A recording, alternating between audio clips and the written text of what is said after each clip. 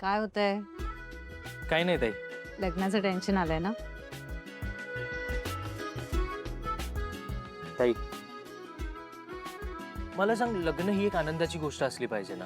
नाही नाही, त्या प्रोसेसमध्ये खूप टेन्शन मध्ये असतात ना लोक. म्हणजे मी असं ऐकलंय. आणि त्यात आदिरासोबत लग्न आहे म्हटल्यावर तर ऑफकोर्स खूप टेन्शन येईल. काय रे साचा तसं बोलत असतोस? ताई तुला माहितीये, तिला माझी भांडायचं एक रिझन मिळालं की मी ते सगळं तिथे का बोल.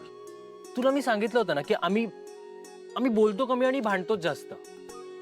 हे बघ, असं झालं असेल की आता तिची इच्छा काय होती? 2 फॅमिलीज एकत्र याव्यात, भेटाव्यात किंवा हे रिलेशन पुढे जावं.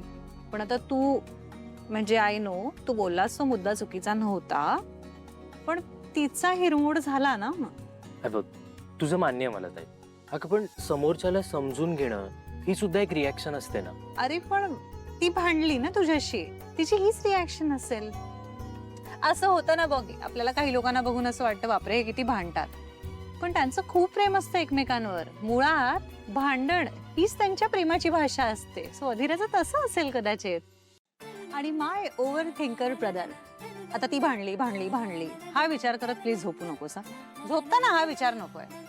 इनफॅक्ट तू एक काम कर, पहिले तर झोपायला जा, पण झोपण्याआधी तुला अधीराची खूप जास्त आवडणारी एक गोष्ट, त्याचा विचार कर आणि त्या थॉटमध्ये झोप. होत आहे. आणि तू पण, तुलाही उद्या ऑफिस आहे ना?